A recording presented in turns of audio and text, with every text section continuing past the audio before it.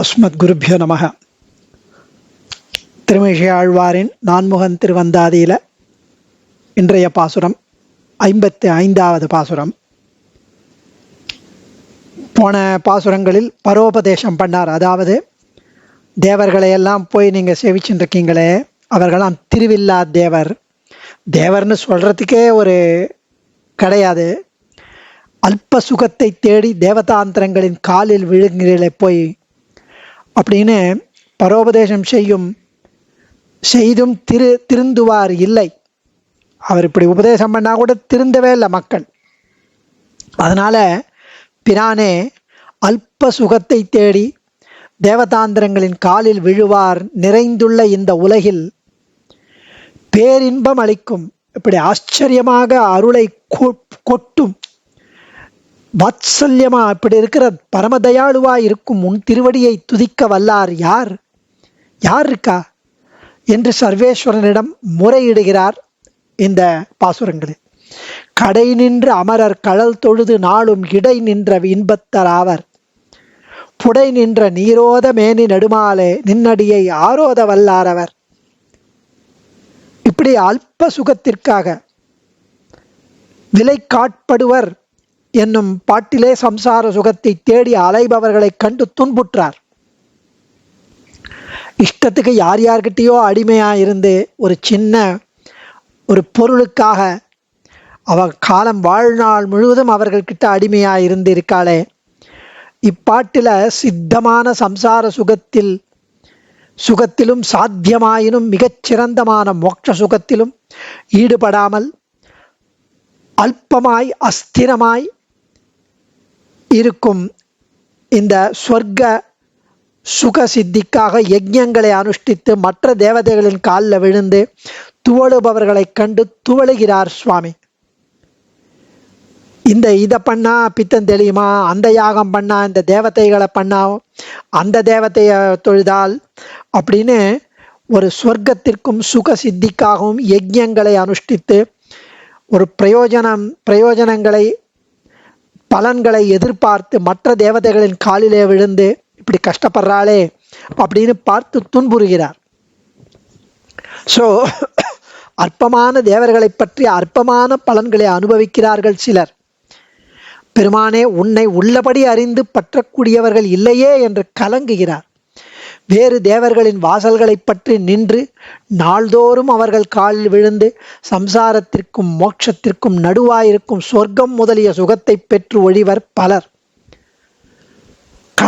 கடல் சூழ்ந்து கிடக்கும் கடல் போல இந்த உலகம் சூழ்ந்து கிடக்கும் கடல் போல திருமேனி உடைய சர்வேஸ்வரனே, உனது திருவடிகளை ஓதி நினைத்து உன்னை சேவிக்க வல்லார் யாரும் இல்லையே. அமரர் கடை நின்று ஆராதிக்க அரியவர்களான அமரர்களின் வாசலிலே நின்று தொழுது மாமலர் நீர் சுடர் தூபங்கொண்டு எழுதும் என்னும் இந்த மிகையான அவனை போன்றவர்கள் இல்லையே இந்த தேவர்கள், உன்னை போன்றவர்கள் இல்லையே இவர்கள். கழல் தொழுது நாளும் தினந்தோறும் அந்த தேவதைகளின் காலிலே விழுந்து ஓர் அஞ்சலியை பாரமாகவும் கோவிந்தா என்னும் சப்தத்தை மனத்தை அழுத்தும் சுமையாகவும் கொள்பவனாய், கோவிந்தான்னு ஒரு சப்தத்துல கூப்பிட்டாலே போறோம், அதை சுமையாக ஏற்றுக்கொள்கிறாயே நீ. அதாவது என்ன கூப்பிட்டுட்டாலே நான் அவனுக்கு என்ன பண்றது அப்படின்னு நீ ஆர்த்த நாதம் செவிப்பட்டவுடன் அரை குலைய தலை குலைய அடியார் இருந்த இடத்திற்கு ஓடி வரும் பரமதயாளுவான உன்னை போன்றவர்கள் இல்லையே அந்த தேவதைகள். கழல் தொழுது நாளும் சாதன புத்தியுடன் இல்லாமல் ஸ்வயம் பிரயோஜனமாக அவன் திருவடியிலே செய்ய வேண்டிய செயல்களை தேவதைகளிடம் செய்து இப்படி படாதனப்பட்டு அதற்கு பலன் என்ன? இடை நின்ற இன்பத்தராவர். இந்த உலகில் உள்ள சித்த சுகமும் இல்லாமல் சாத்திய சுகமான போதிலும் மிகச்சிறந்த மோட்ச சுகமும் இல்லாமல் சாத்தியமுமாய் அல்பஸ்திரமான இந்த சொர்க்க சுகத்தை பெறுவார்கள் அவர்கள். இங்க சம்சாரத்திலையும் இதில் யஜ்ஞம் பண்ணி யாகம் பண்ணி அந்த தேவதைகளை சேவிச்சுண்டு இதென்ன அறிவு கேடு. விலை காட்படுவர் என்ற பாட்டில் சொன்ன சம்சாரிகள் கையில் இருக்கும் முயலை விட்டு காக்கை பின் போவது போல பிரத்யட்சமாயிருக்கும் சுகத்தை விட்டு கண்காணாத சுகத்தை தேடி அலைவதேன் என்று எண்ணி இந்த உலகத்தை இன்பத்தை தேடி அலைவர்.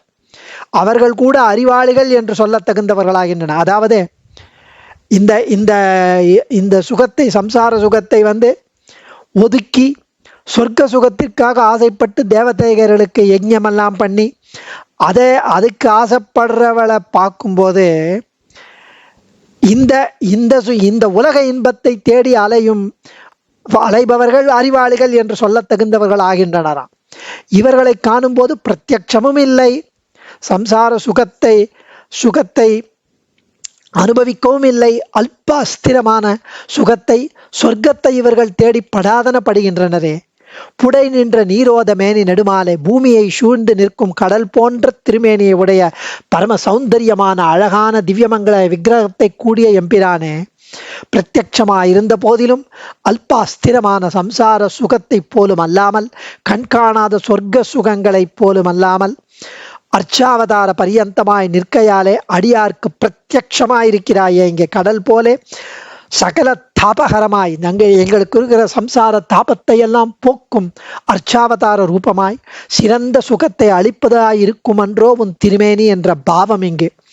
நீரோத மேனி நெடுமாலே, உங்களுக்கு இந்த சுகம் வேணுமா, ஏதோ அர்ச்சாவதாரத்தை சேவிங்கோ, எவ்வளவு அழகான சுகம். ஐம்புலன்களுக்கும் அவன் அப்படியே ஆசையை பூர்த்தி பண்ணுவான் அவனுடைய திவ்யமங்கள விக்கிரகத்தை வச்சு. ஒரு பலனும் இல்லாவிடனும் துதிக்க வேண்டும்படியான பெருமை பெற்ற உன் திருமேனியை துதிக்க வல்லவர்கள் இந்த உலகில் யார் இருக்கின்றனர்? விலை காட்படும் சம்சாரிகள் துதிக்க வல்லரோ? இல்லை. இடை நின்ற இன்பத்தரான இவர்கள், சொர்க்கத்தை ஆசைப்படும் இவர்கள் துதிக்க வல்லரோ? இல்லை என்று யாருமே துதிக்க வல்ல இல்லையே அப்படின்னு அங்கலாய்க்கிறார் சுவாமி. அடியேன் ஆழ்வார் திருவடிகளே சரணம். தன்யோஸ்மி.